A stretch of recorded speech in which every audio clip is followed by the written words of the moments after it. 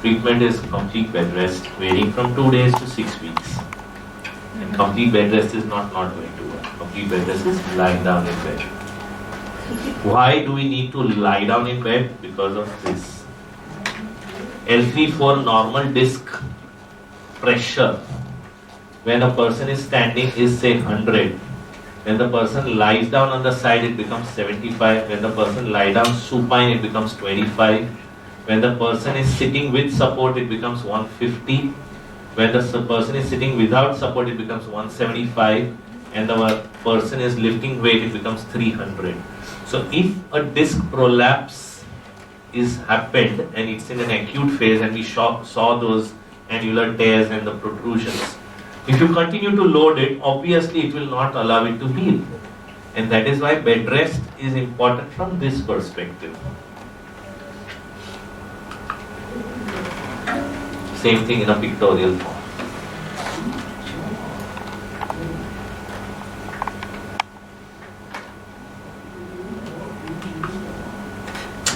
Treatment: non-steroidal anti-inflammatories, steroids, muscle relaxants. Steroids can be used orally, intramuscular, or even epidural.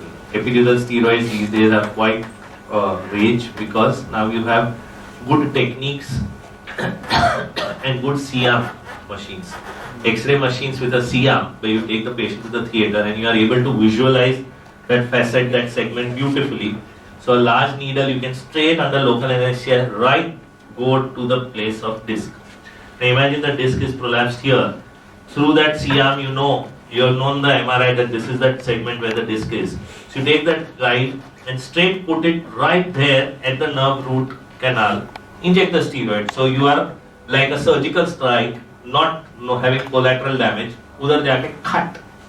Steroid there, nerve root edema reduces, pain reduces, then you put a rehab.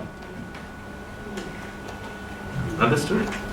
Or sometimes you can do an epidural steroid, go from here and put it. This is transforaminal root block. This is pure epidural. So this reduces the time span of the rest. Correct. It reduces the time span of bed rest because the nerve root edema can be immediately taken care of locally. Treatment of physiotherapy is important. Electrical modalities may or may not be used depending on the. And McKenzie is a type of physio which takes into account the person's mobility and the response to that mobility. Okay? If a person with a disc prolapse gets worse on lateral glides and better on flexion, so there is a directional preference. So you go according to the directional preference of that patient, and the exercise program is generated along that. So you need McKenzie trained physios to do that on the patient. Directional preference is the bottom line. So evaluation, like how we evaluate, the physios will also evaluate and find out which direction worsens, which direction improves, and which repetitive movements improve, which repetitive movement worsen. And on that they pick it up, put them on that protocol and see how they start responding. Yes. And that can be started during the acute phase. Absolutely. Now this is another thing, good you brought it out. Physiotherapy to be started after the pain resolves is wrong. Physiotherapy has to be started for pain relief. Physiotherapy is not some kind of a gym workout which you do after everything settles. Physiotherapy has two components. One, relief of pain right now, and two, rehab the surrounding muscles so that the shock absorption improves and you don't get the second episode, as you said, is a predisposition now. Right? And of course you improve posture so that you are reducing the predisposing factors. Nucleolysis is not done in India, but there are people in the West where they inject directly into the disc. They take a needle and straight, like how they injected that foramen, straight go into the disc and inject chymopepene and or ozone. What that does is, it causes severe inflammatory necrosis of that area.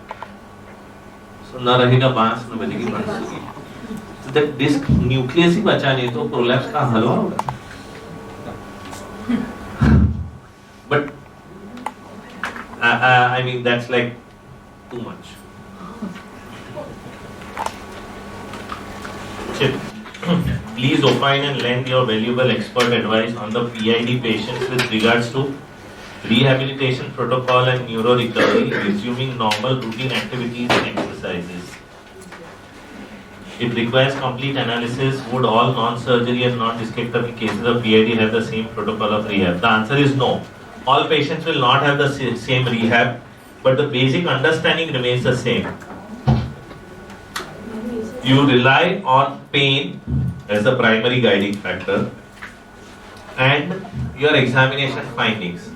Meaning, if you had the patient coming to you with saying that I had severe low back pain and pain going down the right lower limb, and today the pain, I mean on day 1 the pain is 9 on 10 on the limb and 6 on 10 on the lower back.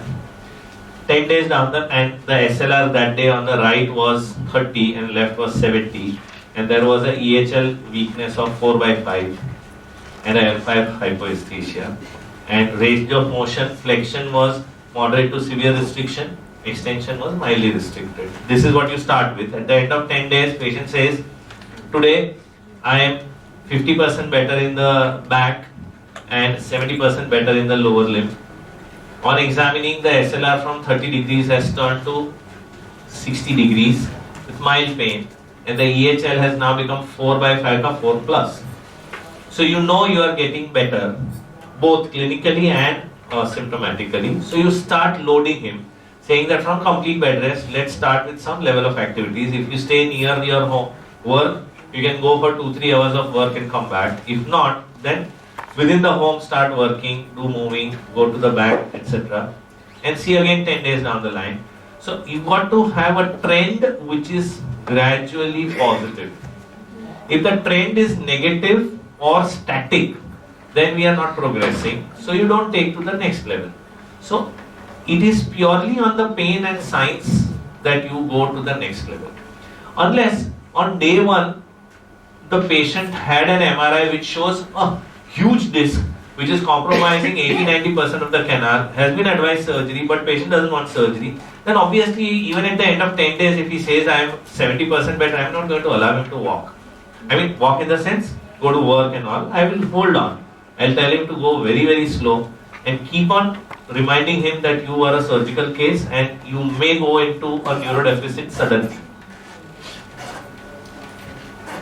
So that is how the thing is. Neuro recovery will depend on how the compromise was. Lot of compression with a large deficit will take a very long time to recover. Small deficits tend to recover, and minor deficits may not be of much value. Meaning, if you have a EHL of 4 plus, or that may not come in the obstruction of your routine activities. It's all right. Initial physio is always for pain relief. Subsequent physio is to gain range, and third level physio is to gain core strength and improved postures. Does that answer your questions or more?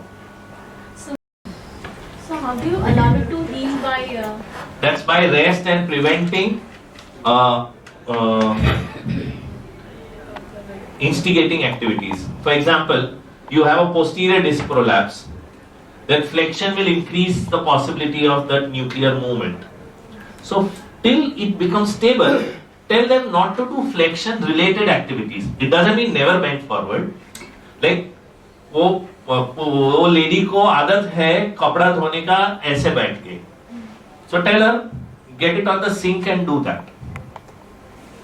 And for how long the period? So that varies. That varies to a huge extent. It can vary from 10 days to 6 months also. That technically is very difficult to quantify because you can't do an MRI in every person, and all MRIs need not be 3 Tesla where you can pick up those kind of annular tears. You understand? So you go by the clinical judgment by seeing whether the spasm has gone, whether the range of motion has come back, and whether those instigating activities do cause pain or not. When the patient comes back for follow-up after 2 weeks, they say कि यार जब भी आज भी मैं आधा घंटे से ज़्यादा बैठता हूँ, या झुक के कुछ काम करता हूँ या कॉफ करता हूँ तो that pain is still there. I've never felt totally pain free. Then you know it's still not reached that stability. You understand? So one more thing, the muscle spasm that has occurred. Now I'm talking about from modern medicine, the antispasmodics when given to the patient is taking for 5 days. He wouldn't complain of pain. So how that Right, is so masking it. That may mask it, but if it is only muscle relaxant, if it is also an anti-inflammatory, then it is treating the cause also. You understand that inflammation is the trigger. Muscle relaxant is only to give the effect something, the spasm. But the anti-inflammatory given will take care of that inflammation, micro-inflammation near the sinovertebral nerve.